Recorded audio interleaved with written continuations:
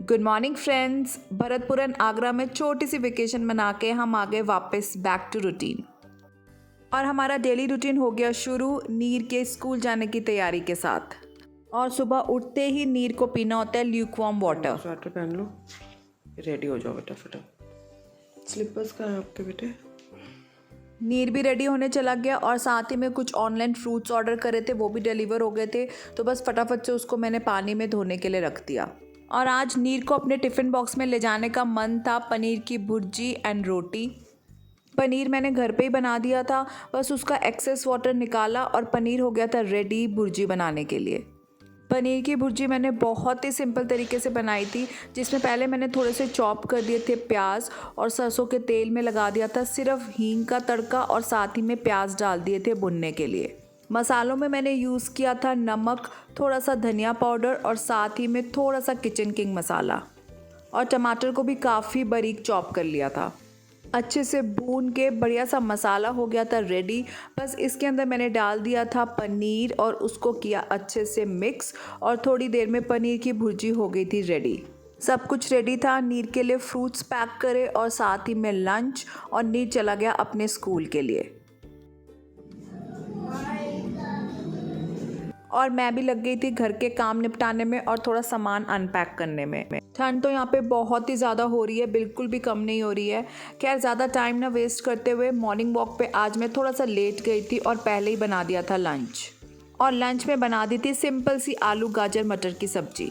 हींग और जीरे के तड़के के साथ आलू मटर को पहले मैंने थोड़ा सा फ्राई कर लिया था और लास्ट में इसमें डाल दिए थे गाजर। नमक, धनिया पाउडर और हल्दी डाल के इसको अच्छे से मिक्स किया और थोड़ी देर रख दिया था ढक के पकने के लिए। कम से कम 8 से 10 मिनट लग गए थे इसको पकने में। और लास्ट में मैंने इसके अंदर डाल दिया था थोड़ा सा अमचूर और साथ ही में कसूरी मेथी।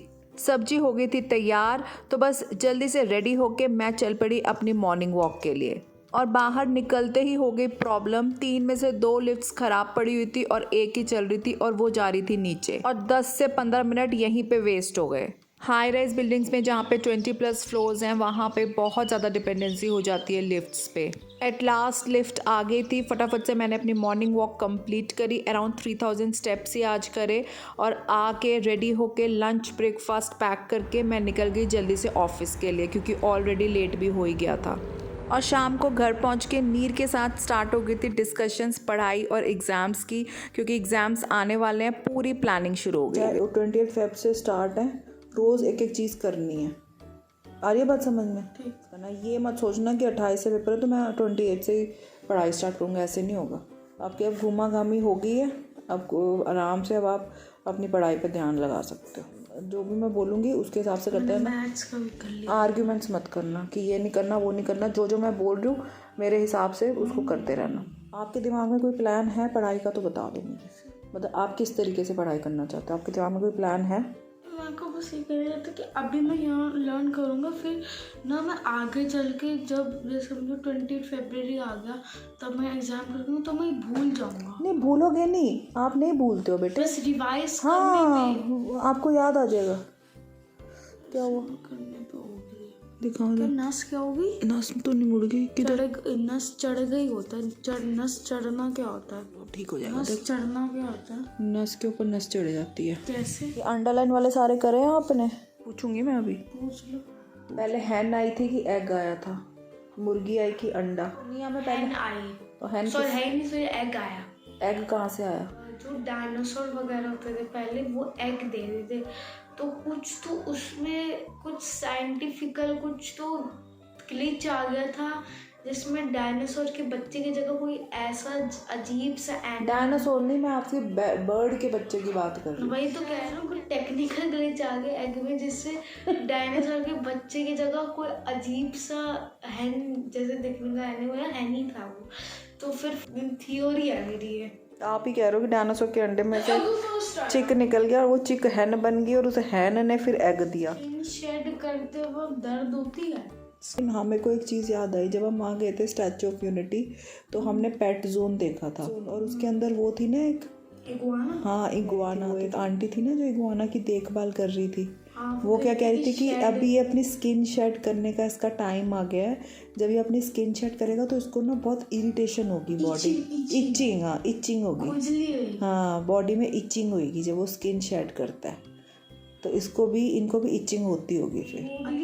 मोगली होता है उसमें, आपको पता है वो सांप सा होता है का। हाँ वो उसमें एक एपिसोड था, उसमें अपनी स्किन ऐसे शेड कर रहा होता है। तो उसमें वो ऐसे अपनी पूंछ से हटा रहा होता है, मतलब कार्टून वाला होता है। हटाओ तो खुजली हो रही होती है, मतलब ये कौन से एपिसोड में आया था? हमने तो नहीं देखा अपने टाइम की मोगली में। वो एक और मूवी आता है। नए जमाने की मोगली था वो। अरे जो ये बटरफ्लाई मैन ऑफ इंडिया ना, इसैक डेविड केहिमकर, ये जो आप बटरफ्लाई गार्डन वगैरह देख के आए हो गुजरात में, हाँ ऐसे बटरफ्लाई गार्डन्स बहुत जगह पे है। तो जो कंसेप्ट था कि हमें गार्डन बनाना चाहिए जिसमें बटरफ्लाइज रहें, वो कंसेप्ट भी इन्होंने बताया था। वहाँ पे बटरफ्लाइज कैसे रहेंगी, कैसे आएंगी, वो सारा कंसेप्ट। उनको ऐसे फ्लावर्स लगाते हैं जिसमें नेक्टर होता है, तो वो उससे अट्रैक्ट होकर उधर जाते हैं। Very good. घूमने जाते हो ना, इतनी एजुकेशनल जगहों पे घूमने जाते हो, बुक में वो चीज़ें लिखी होती हैं, आपने देख ली जाके। कंसेप्ट में था क्या, ये बुक में नहीं लिखा हुआ। ये कंसेप्ट आप ऑलरेडी अपनी आंखों से देख के आ रखे हो गुजरात में, गुजरात के बटरफ्लाई गार्डन में। जो आप बुक में लिखा होता है उससे आपको नॉलेज पूरी नहीं मिल सकती बेटे। आपको वो चीज़ लाइव देखने का मौका मिल रहा है। जो आप ये वेकेशन पे जाते हो ना, ये मोर एजुकेशनल वेकेशन है। ये बटरफ्लाई गार्डन में आपने वो प्लांट भी देखा था, याद करो, देखा था, उसी पे चिपकी हुई थी वो सारी। तो आपको समझ आ रहा है कि आपको वेकेशन पे क्यों लेके जाया जा रहा है। इंजॉयमेंट भी हो रही है। हमेशा एजुकेशन पढ़ के नहीं मिलती, कभी भी उस जगह पर देखना पड़ता है ना। आप इसमें लिखा हुआ कितना कुछ आप पता करके आए हो भरतपुर बर्ड सेंचुरी में, सारा ये। और आपने बहुत अच्छे से लर्न किया, आपको सारे कंसेप्ट क्लियर हैं, ठीक है। सरदार वल्लभ भाई पटेल के बारे में आपको कोई बताएंगे, आप कितनी सारी चीजें देख के आ चुके हो, समझ ही आ चुके हो। पूरे इंडिया को यूनाइट किया। हाँ, क्या क्या आपको वहाँ पे। स्पेशली जो गुजरात, मैंने अभी वीडियो देखी थी, स्पेशली जो गुजरात के फार्मर्स थे, उनसे जो ब्रिटिशर के लोग थे, वो उनसे ना बटर की और मिल्क की सप्लाई नहीं ले रहे थे। तो उनके पास ना पैसे नहीं आ रहे, स्ट्राइक पे चले गए, मिल्क स्ट्राइक पे। मतलब वो अब और कोई दूध उनको देने नहीं वाले। तो फिर उसके बाद उन्होंने कहा गुजरात के फार्मर्स को कि सब यूनाइट हो। ओनली नॉट गुजरात के फार्मर्स, और भी उन्होंने पूरे देश को यूनाइट किया। तो इसीलिए स्टैचू का नाम क्यों है फिर? यूनिटी, पूरी इंडिया को यूनाइट किया। समझ आगे चल के आपके सब्जेक्ट में हिस्ट्री होगा, आपको पहले कई चीजें पता होगी। महाराणा प्रताप का, हाँ, महाराणा प्रताप के बारे। प्रताप ने क्या प्राण लिया था कि फिर प्राण नहीं, प्रण। हाँ, कैसे बच्चे, उनका वो भाई था, उनके जैसे दिखता था, उनका क्राउन पहन के आगे लड़ने के लिए, फिर वो सब कुछ तो पता है आपको। और चेतक के साथ चले गए, तब तो चेतक का एक पैर इंजर्ड हो गया, वो हाथी के सूंड पे कितना सब पता है आपको, देख चुके हो। चित्तौड़गढ़ का जान क्या है, 3 बार चित्तौड़गढ़ पर टैग हुए थे। च्यवनप्राश खा लो 1 चम्मच, फिर निन्नी करो, चलो बस।